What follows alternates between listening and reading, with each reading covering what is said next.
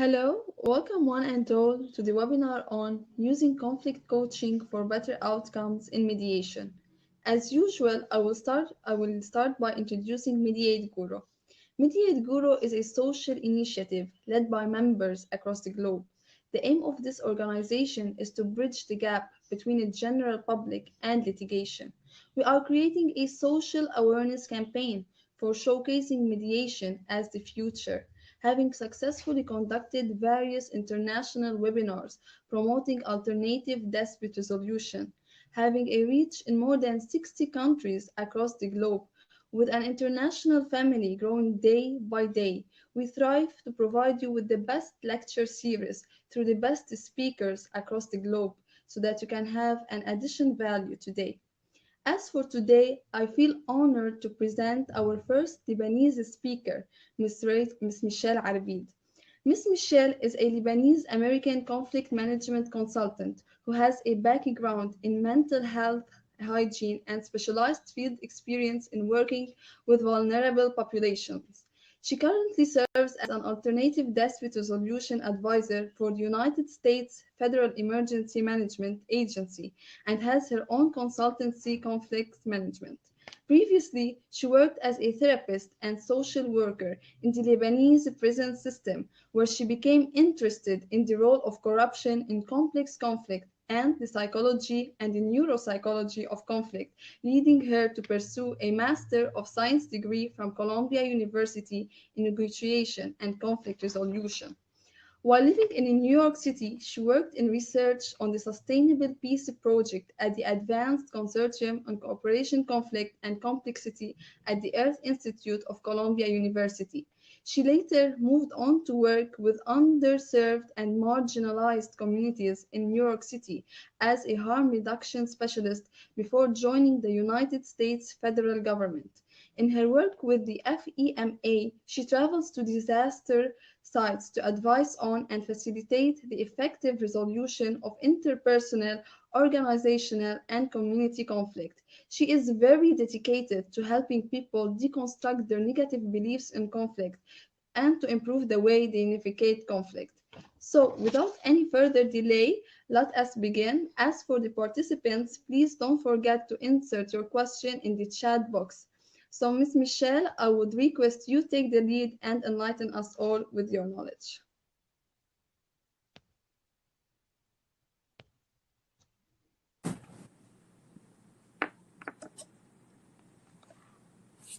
Can you hear me? Is audio on? I think audio is on. Yes. Okay. Great. So thank you so much for that lengthy and very detailed introduction. I appreciate your invitation for me to be here today. I'm excited to talk with all of you about conflict coaching and using conflict coaching for better outcomes in mediation. I do have a slideshow that I'm going to share now. Give me just one moment and it should pop up on the screen. Okay. Great.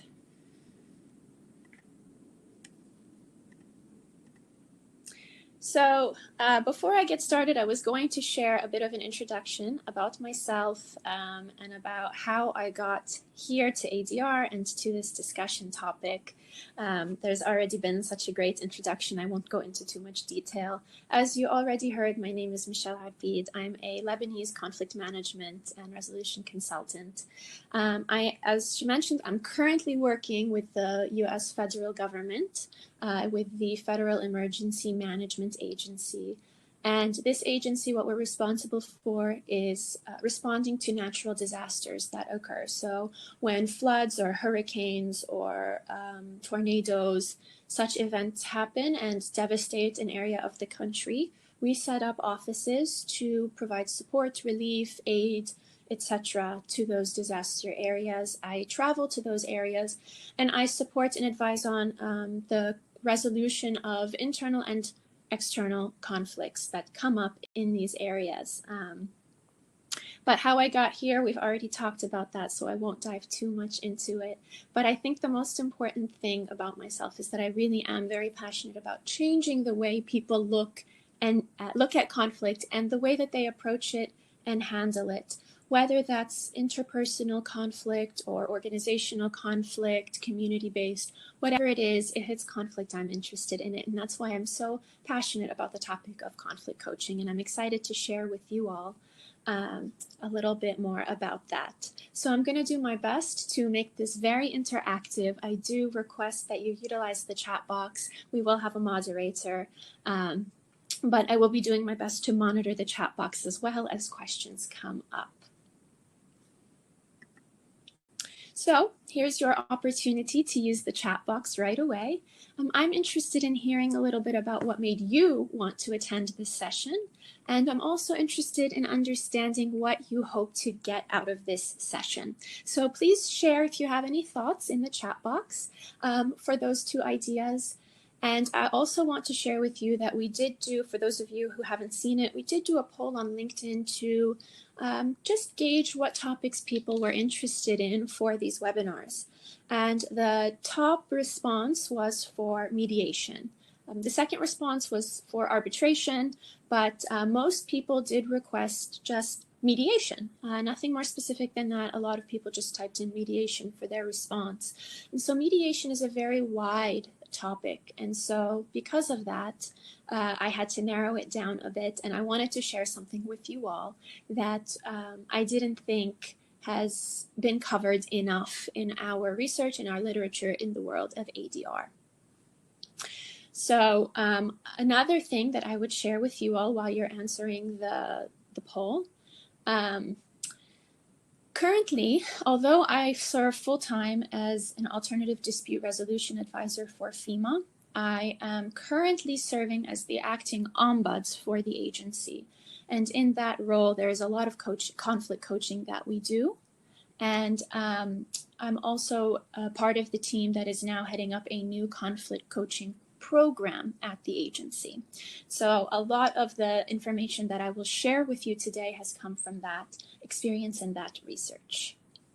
So just looking through the comments, I'm not seeing any major questions or expectations so far. I see here, please send us a brief write-up on mediation practical procedure with case laws. I'm seeing people from all over. Hello, everyone. Hello, hello. All right, great. So I'm going to move forward then. So for today's presentation for the webinar, I wanted to offer you a brief agenda of what we're going to do. I'm going to spend the first section just presenting the information, and then the second section will be for questions and answers.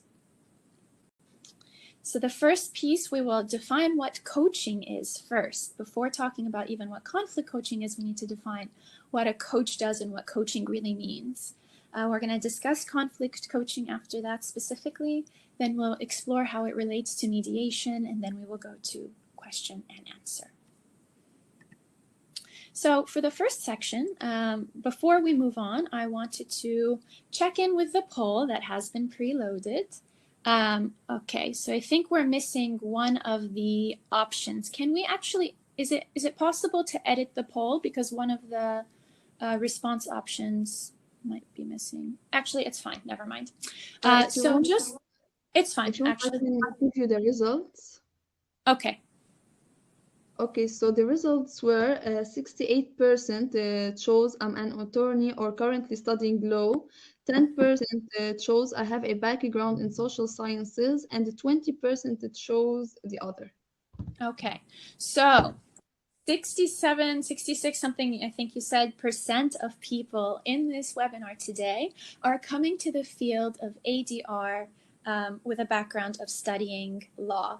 Now, this is actually the poll that we were going to bring up later. There was another poll. Do we have that loaded? Okay, so I guess not. I'm going to use a different mechanism then, because I want to get a better feel for how familiar you all are with conflict coaching. So, Ms. Michelle, it will take only 2 minutes and it will be loaded. Okay, great. So I'll wait in the meantime. So the poll, just to let you all know what it's going to be about, I want to get familiar. I want to understand how familiar all of you are with conflict coaching. Do you know what conflict coaching is? Have you heard of it before?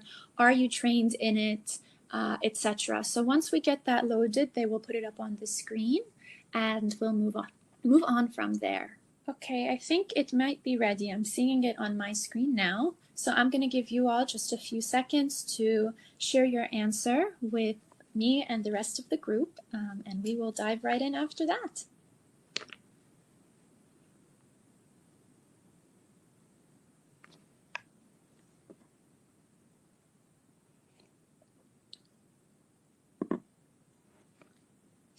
Looks like answers are still coming in, so I'll give another minute.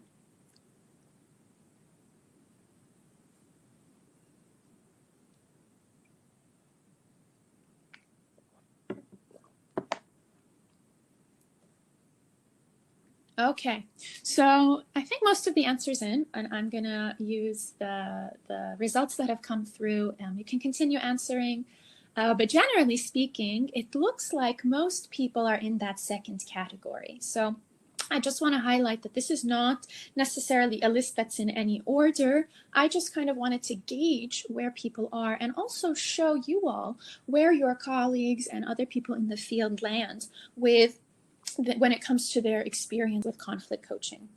So 32% have never even heard of conflict coaching. 58% have heard of conflict coaching, but really maybe don't know so much about it. Maybe they know some kind of ideas about it, they've heard about it, but they don't know the details of it. Then the third category, 3% said, I'm trained as a professional coach, but not as a conflict coach. And we'll go through a little bit what that one means in just a moment. And then 5% say that they are trained as a conflict coach or beyond that. So for the folks who are trained as a conflict coach already, I'd love for you to share with me in the chat box which model you're trained in, just so that we can also share that information with the rest of the group. So if you are trained as a conflict coach, share with me in the chat box what model you are trained in. Great. So over 90% of the group today is not trained as a coach or doesn't have any experience with conflict coaching, which is great. So I'm so excited to share more with you about it. But before we can talk about conflict coaching, we have to be able to talk about what coaching in general is. So before I talk about the specifics of professional coaching, I thought it would be a good idea to go through and help people understand what coaching means as a word. What is the origin of the word, and what do we mean by it today when we talk about coaching? So the modern term for coaching as a practice is actually a metaphor. So it's a metaphor for the idea of the coach carrier. So originally, when they started using the term coach in English, it derived from, I think, German, but I might be incorrect. But it derived from several, they started using it in several other languages after creating the coach carrier. And so the coach carrier was, the carriage, as you can see in the picture here, the vehicle. So a coach is a vehicle to get you from one point to another. Okay, and so when we talk about coaching as a profession or as a process, we're talking about a process that helps clients get from one point to another point, from point A to point B. Okay, and so, that can be thought of, there was the coach carrier, there's air coach, but it's all about traveling from one place to another. And so that's exactly what a coach helps their client do, is get from where they are to where they want to be. It is typically a structured process of some sort, and it is the coach follows and adheres to the ICF, the International Coaching Federation, standards of practice and their ethical guidelines, as well as exhibiting the ICF core competencies. I don't have time to discuss those today, but if you're interested in learning more, I encourage you to go over to the ICF website and look into what those core competencies are.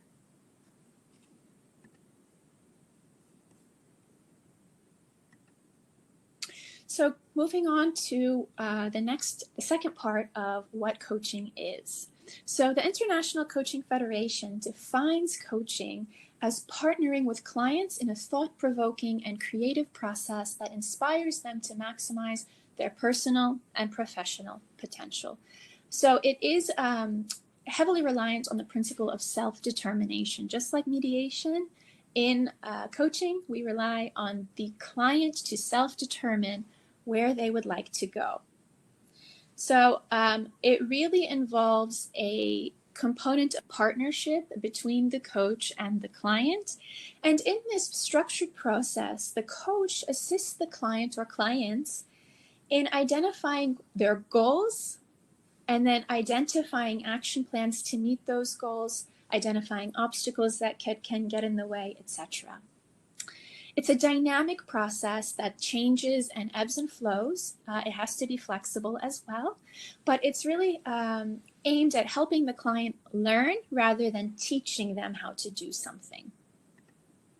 So it's important to understand what a coach does in order to be able to describe what a conflict coach does. So typically, conflict coaching is an agreement that lasts around 6 sessions over the course of several weeks. Different conflict coaches have different preferences around how often they meet with the client, but typically it follows a model that they're trained in and has several sessions. Now, the client may choose to meet once a quarter, once every month. It's really up to the client in the end. So conflict coaching specifically takes all the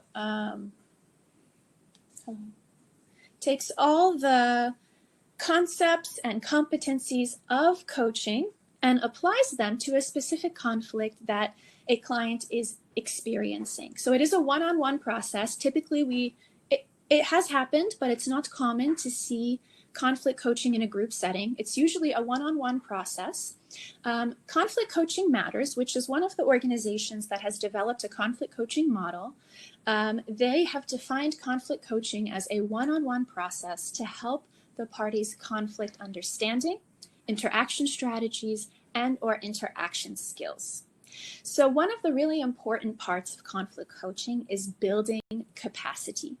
So not only is the coach supporting the client in creating change with the conflict that they're experiencing or creating improvement around their current situation, but also helping them to build their skills for the future. Now, it is a structured process, as I mentioned. It usually follows a specific framework, and I'll go through some of those in a few slides. But it can be used by itself for a client who is experiencing a conflict, or in preparation for mediation, or as a follow-up to mediation. Again, it could be completely independent from mediation, but often it is used before mediation, and it can help create better outcomes. So I want to ask you all, and I'm going to ask you all to use the chat box and share with me what you think. How does conflict coaching relate to mediation? I'm going to give 1 minute, and I'm going to ask you all to share in the chat box how you think conflict coaching relates to mediation. Actually, let me ask the administrators, are people able to share it in the chat box right now? Or is it blocked until the question and answer piece? No, they are able to put their question. Okay, great.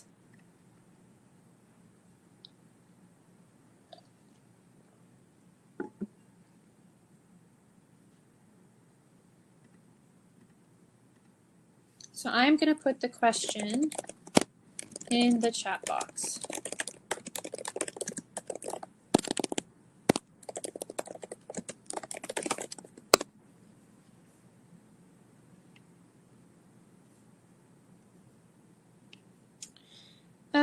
Just a question for the administrators. So I put a question in the chat box just now, but it does not appear on the chat box. I think my chat box might be stuck.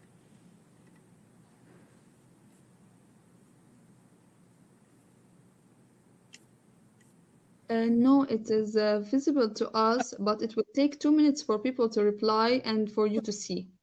Okay, let's see. Okay, so now I exited out of it and I'm going to enter back in. And now, okay, now it's reloaded. I'm able to see some of the answers from before. So I'm going to go through those while you all are answering the question that I've raised. Okay, so I'm seeing now a lot of the answers to the questions that I was asking earlier too. about the expectations for this session. So I'm just going to read through those while you all answer. Okay, folks wanting to learn how to take a route in ADR, people from political science, from law, people from all over the world. Okay, great. Okay.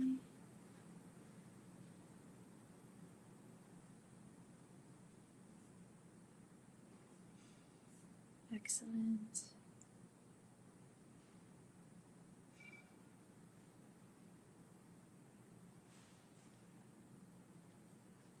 Okay, so I see a few answers. I'm gonna come back. So it's some of the answers that I'm seeing. It's important in mediation because conflicts are some things it's inevitable, builds capacity for clients. It's in coaching, you help the client reach a solution. Also in mediation, the mediator's role is to help the two parties reach a solution. That's absolutely correct. Great. So mediation is basically the act of resolving the conflict in hand, hence conflict coaching is the act of mediation which centers around conflict resolution. So we're going to get to that. I would disagree a bit with that statement, but I think you're on the right track. I think it's all right. Great. Excellent. So thanks for your answers and for your participation in that query. So with conflict coaching, there are so many benefits to be had. Okay, there is now we can talk about organizational conflict, we can talk about family conflict, we can talk about, even when it comes to, for example, construction mediation, when it comes to personal injury, all of these different spaces in which a mediation might occur can benefit from conflict coaching. I will say conflict coaching typically is applied in situations of interpersonal conflict or organizational conflict. However, there is a growing space of executives from companies seeking conflict coaching, not just for a particular conflict that's coming up, but also, like I said, to build the capacity so that they can learn to lead conflict constructive workplaces. So in organizations, we're starting to see a lot more conflict coaching programs pop up.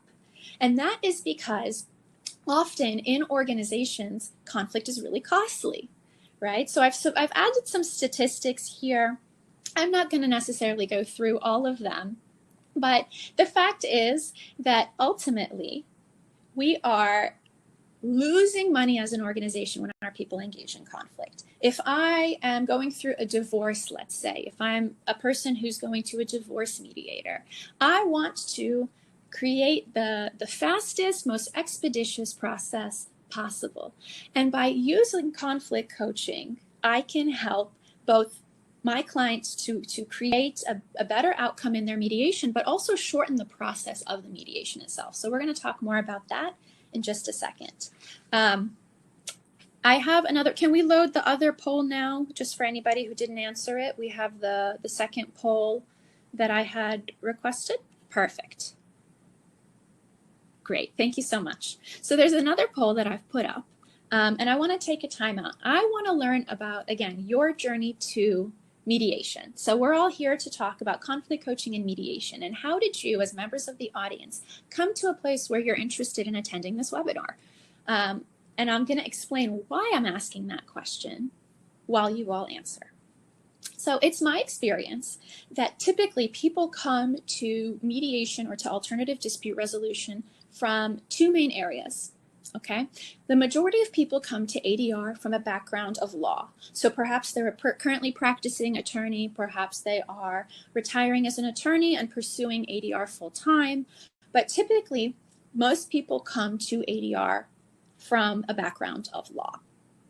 However, there's also a section of other people who come to ADR from other places.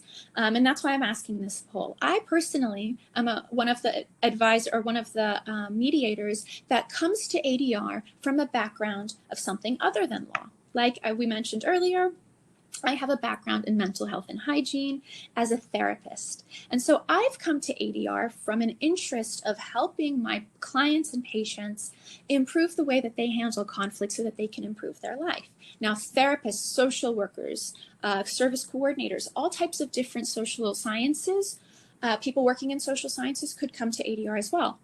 And there are other people in other spaces that they might come from. For example, one of my colleagues that I currently work with used to be the mayor of his town. He comes from a background in political science, which is, you know, he works full-time in ADR now. So I'm seeing that 65% of you are coming from a background or by way of law. 23% of you are coming from a background in social sciences, and then 10% of you are coming from something else. For that 10%, I would love for you to share in the chat box what has brought you to mediation or to ADR. So why is that important? Why would I ask that question? Well, now I'd like to ask you all to share in the chat box as well. What does a mediator do? Now, some of you have already answered that question, but we're going to focus on that for just a second. What is it that a mediator really does? And what is it that makes a mediator effective?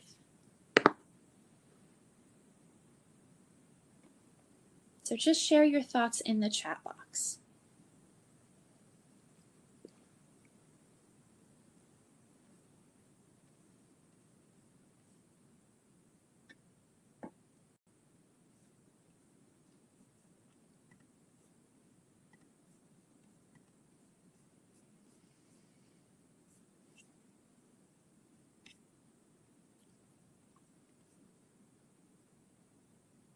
Okay, so Muhammad says, a mediator helps the parties to reach a mutual creative solution. Okay, so I would add to that, Muhammad, and I would say that a mediator helps the parties to reach a mutually satisfactory solution. Now, one other one, okay. So the reason I ask these two questions back to back is because often people coming to mediation from a background of law would answer it differently than a person coming to mediation or ADR from a background of the social sciences. Oftentimes, and this is just my experience in these years of doing ADR and working in the field, often mediators who come to mediation from a background of law focus more on finding the facts and on identifying and getting the facts correct. Whereas a person typically coming from a social sciences background might focus more on creating relationships and improving the relationship between the parties, etc. So one of the answers that I see here is that from Sarah, mediators try to eliminate the distance between both parties and help them reach a solution. Some conflicts can't be solved by litigation. And I love that answer, because not only can some conflicts not be solved necessarily by litigation, because we're getting a judgment from the courts, but we're not solving the root issues, but also because alternative dispute resolution is an alternative to something. Okay, so ultimately it's an alternative to litigation because litigation is costly and draining, and that is how ADR developed. That is why ADR was even created as a field, is to create an option that is an alternative to litigation.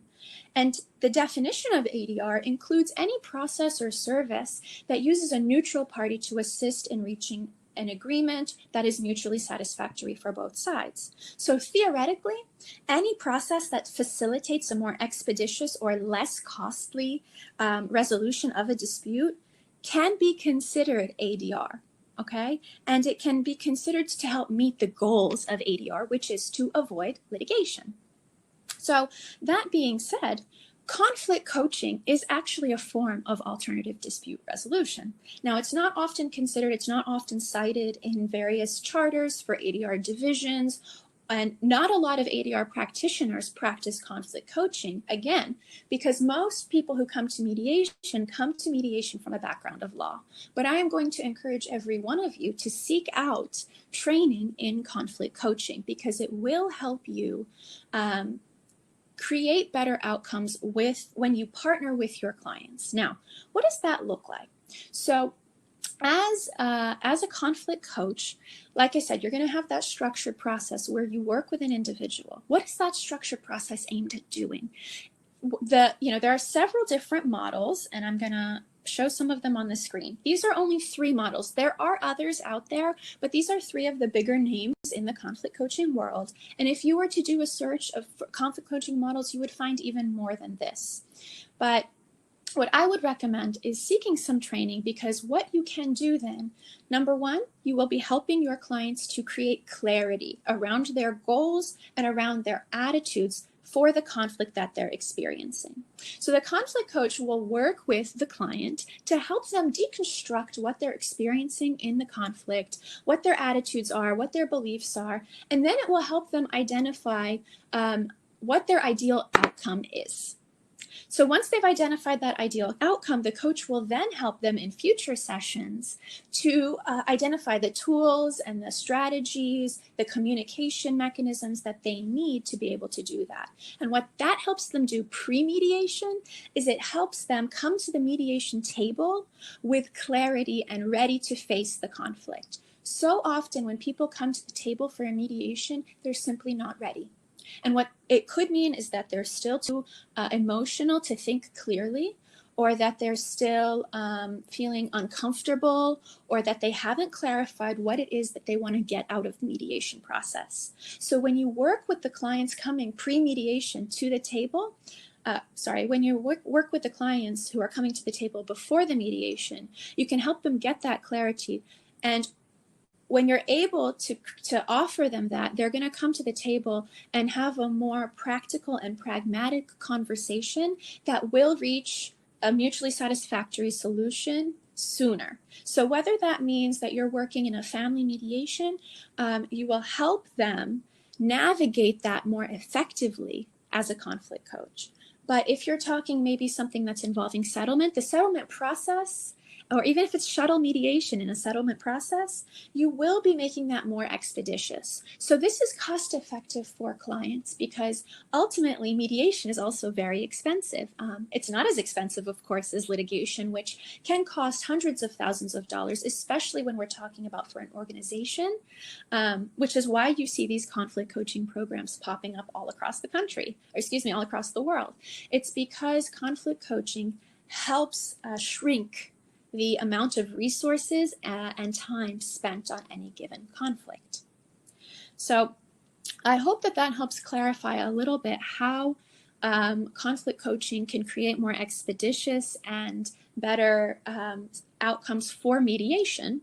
But conflict coaching can also be used when clients aren't necessarily willing to come to the table. So on one of the previous slides that I shared some of the benefits of conflict coaching, I shared some of the statistics, and somewhere between 25 and 85% of disputants that are referred to mediation choose not to participate. Now, we really see this in organizations and in community mediation. So often people will be invited to come to the mediation table, but they are experiencing resistance. And so conflict coaching can help them either face that resistance, but let's say one of the parties just isn't willing to come to mediation, they decline. Conflict coaching can then help the other party who was interested in coming to the table find resolution on their own, or help them adjust their attitudes and maybe reach resolution internally with themselves when the other party is not willing to come to the table. It can also be used post-mediation as a follow-up to help keep accountability going, to help people manage the skills and build capacity that's needed to maintain the solution that was identified in mediation. And it can also help them avoid conflict for the future. So I am going to now turn it over to questions and answers. I just want to talk briefly about these 3 models that I have on the screen before I do that. So I am trained as a conflict coach by the Conflict Coaching Matters model. So that's the first one that's listed, simply because I'm trained in that one. That one is developed by Tricia Jones. She is a professor of communications out of Temple University. She has an organization called Conflict Coaching Matters with a group of ADR professionals that developed a wonderful model. This synergy model is also really, really popular. Synergy, I will actually tell you what these all stand for. Synergy is an acronym for clarify the goal, inquire, name the elements, explore choices, reconstruct the situation, ground the challenges, and get yes to commitment. And so synergy is one of the really popular models. Like I said, it was one of the first models, if not the first conflict coaching model to be published. And then you have the real conflict coaching model. And that's from Dr. Sam Hardy out of Australia. Her organization is called Conflict Coaching International. And REAL stands for reflection, engagement, artistry, and learning. And the reason that I want to share to help you see what the conflict coaching process really looks like. It always starts with identifying where the client is and what their conflict is. And then at some point, you're going to get into exploring and having them take different perspectives. And that's where the capacity building really starts. And then at some point in the process, whichever model you use, at some point you'll reach a place where you're working with them to identify other possible outcomes, and then to create the learning and capacity building tools and strategies necessary for them to accomplish that. Again, by engaging in the conflict coaching process, what you're going to help people do is help them gain clarity. So often when people come to the table, they're simply too emotional.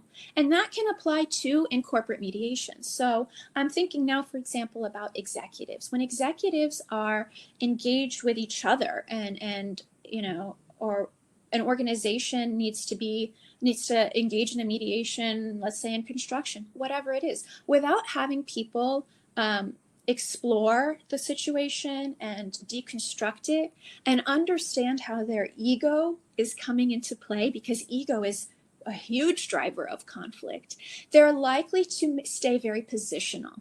So what conflict coaching can do pre-mediation is help people become more flexible because they have identified where their ego is coming into play. So that is a very brief overview of how how conflict coaching can lead to better outcomes in mediation. But because it was very brief, I'd love to turn it over now for the questions and answers. So I'm gonna allow you to share those questions that you have. I'll do my best to answer as many as possible, and we have a moderator who's gonna monitor that, of course. But in the meantime, I'm gonna come back to the chat box as well. Okay, so we are going to move to the questions. We had the first one. Is it possible to go for conflict coaching and not go for mediation? So the question, let me make sure I understand correctly. The question is, can you only do conflict coaching without mediation? Was that the question? Yes. Absolutely. So conflict coaching can be used pre-mediation, as a follow-up to mediation, or independent of mediation. So I'll give some examples of what that might look like. As I mentioned, right now I'm working as the organizational ombuds for FEMA. So my role is to really help people move through issues, systemic issues that come up at the agency. And often that involves conflict coaching, where perhaps somebody has an issue with their supervisor, for example, or the supervisor has an issue with their employee, and they come for conflict coaching simply to gain perspective, to figure out how to handle it, to develop new strategies, to come to the conversation with their employee more composed, more effective, etc. So they may not be interested in pursuing mediation with the employee for the conflict. Maybe they want to work on themselves, or maybe they want to work on their own approach to the mediation. So conflict coaching often does stand alone. And the follow-up point to that is, as I was saying earlier, Conflict Coaching Matters estimates that somewhere between 25 and 85% of people invited to mediation decline the invitation. So sometimes what I've had happen in the past when I was working in a community mediation center, we would have two clients or two parties that agree to come to mediation at, let's say, 11 o'clock in the morning. I get there, I set up the room, one of the clients or one of the parties shows up, and they're there and they're ready. The other party just doesn't show up. In that case, conflict coaching can be a great way to help the client reach a place of feeling like they're walking away with something and they haven't completely wasted their time. So again, typically conflict coaching is a structured process that involves a coaching agreement and lasts over several weeks. It can also be what we call in the US just-in-time coaching, where maybe there's an emergent situation, we offer some coaching on the spot to help the client work through it. I hope that helps answer the question. But absolutely, it usually can stand alone as an individual, independent process. And one of the best practices that I would share that people have different opinions on, but it's been identified that some people prefer or believe it's more ethical that a mediator themselves, if one client in the situation or in the dispute wants conflict coaching, but the other doesn't, then they should seek an external conflict coach so that the mediator is not biased to one party. In which case, that party, that client, would seek an external conflict coach, which would be an independent person not involved in the mediation. So it can look like a lot of different things. Okay, thank you. So the second question is, what is your arbitration philosophy? I am not an arbitrator. I personally, and this is where that question that I asked, the second poll comes, it becomes really important. My journey to ADR and to alternative dispute resolution is not from a background of law. The reason that I'm involved in ADR is to help people change the way they view and navigate conflict, to help them improve their relationship with conflict. Arbitration does not do that, in my opinion. Therefore, I personally have made a choice that right now I am not, I don't engage in arbitration. So really, because I come from a background of social sciences and psychology, and being interested in helping people deconstruct their beliefs and their attitudes that create their behaviors, for me, arbitration really isn't relevant to my practice. So I'm not really the right person to answer the question on arbitration philosophy, because personally, I don't find arbitration to be the right fit for me professionally. But do you think that mediation and arbitration can be combined or no? What would be I guess I would ask the person who's interested in knowing that, what would be the reason? What is the motivation? The motivation is really what's most important there. So if the purpose is to have a mutually satisfactory solution for both parties through a mediation, can arbitration really accomplish that? If you have somebody who is an external party then creating or deciding the outcome, I don't know how that really supplements a mediation, when the point of mediation is to allow the parties to self-determine. So that's one of the key pillars of both conflict coaching and mediation, is allowing the parties to determine themselves. So when it comes to mediation in a law setting, that's when it starts to resemble arbitration more, or when it starts to approach and lean towards arbitration more. So personally, my philosophy is, or my interest in my practice veers to the other side. So we have another question. Is synergy used by ICC? So when we're talking about ICC, ICC could mean a number of different things. Which ICC are we referring to here?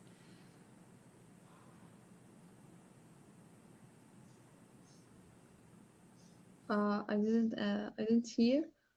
I was just asking for this question. ICC could stand for a lot of things. So which ICC are you asking about? Oh, it was not specified in the question. So if you want, we can take another one. Yeah, if so, for the person who asked the question about International Chamber of Commerce. So I don't know.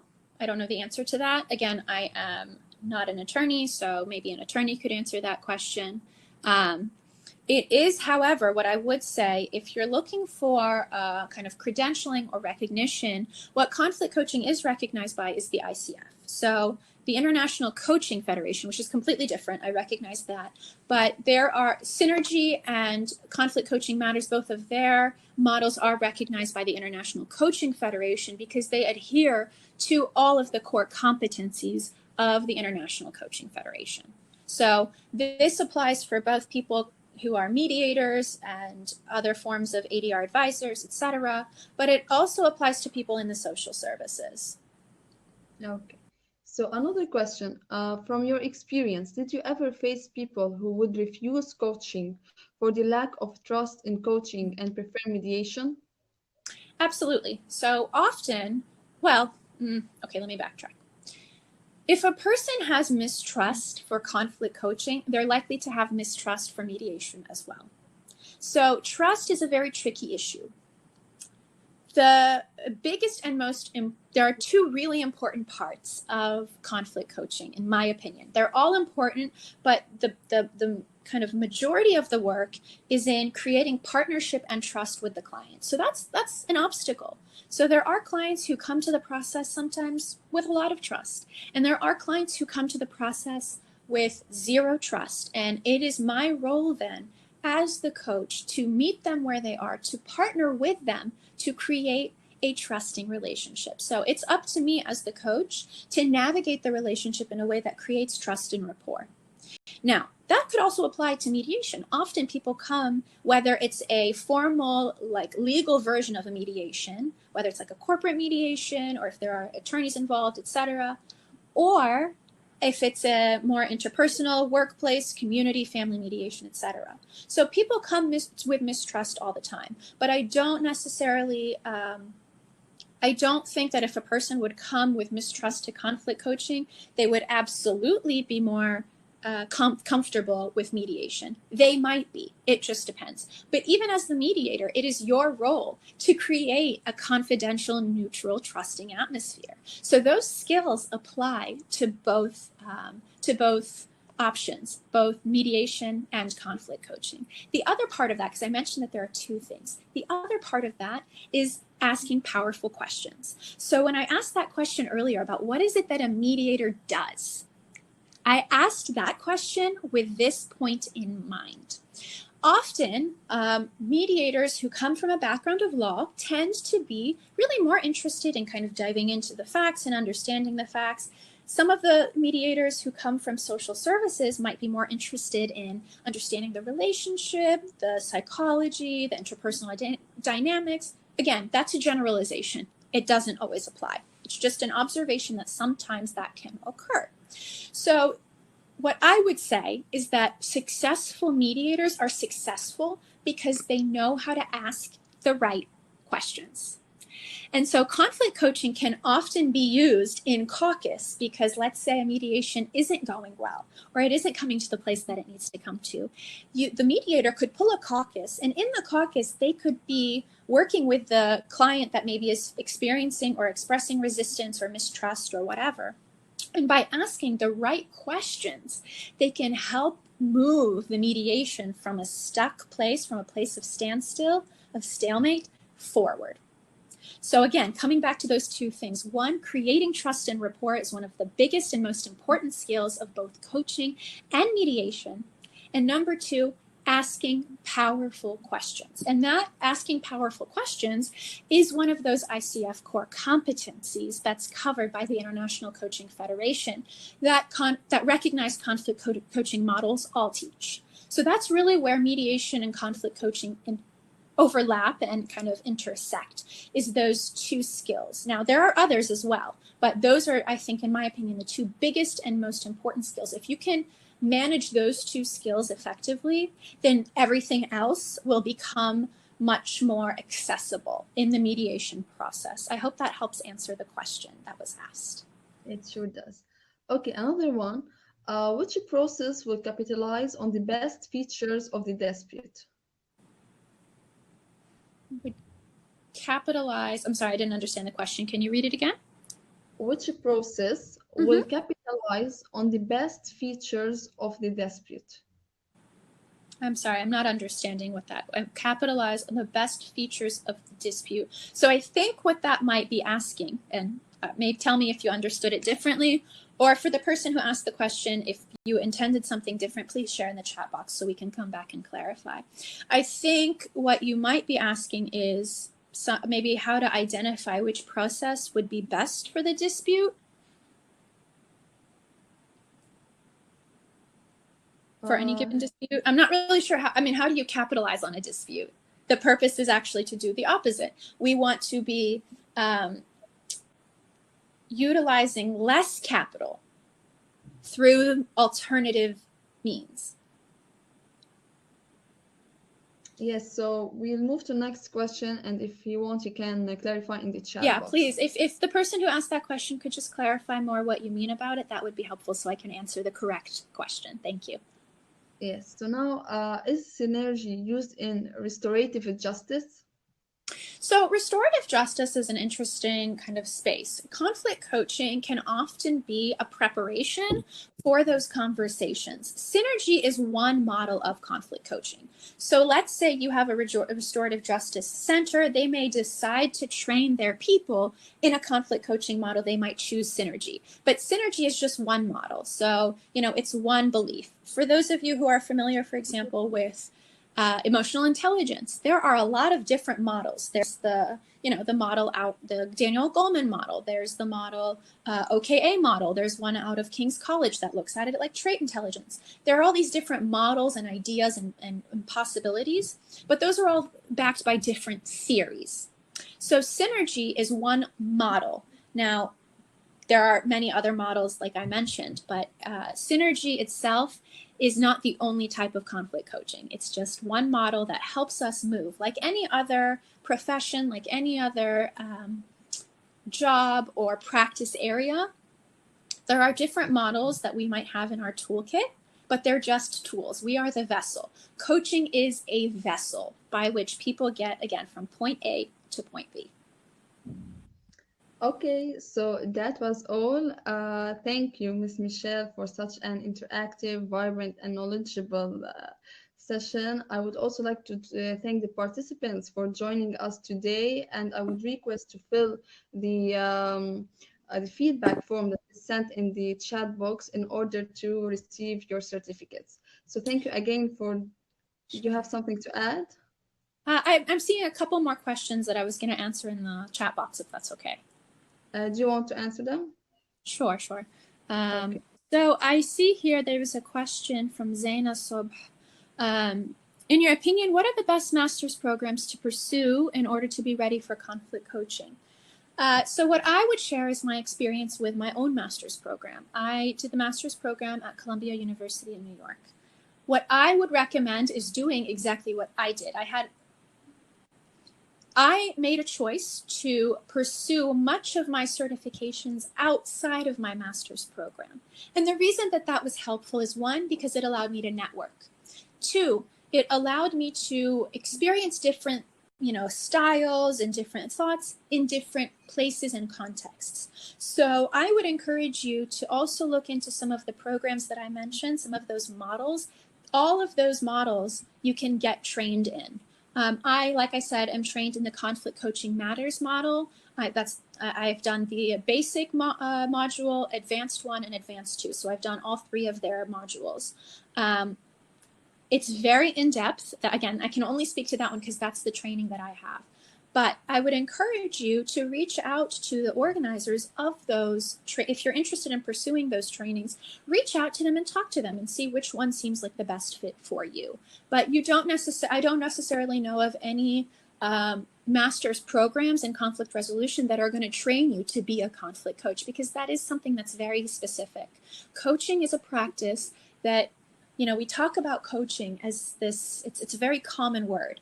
But truly, if you dive deep into the practice, it's very detailed, and it takes a lot of work to become a master certified coach. There are 3 levels of accreditation by the ICF. You can be a professional coach trained by an outside organization. Great.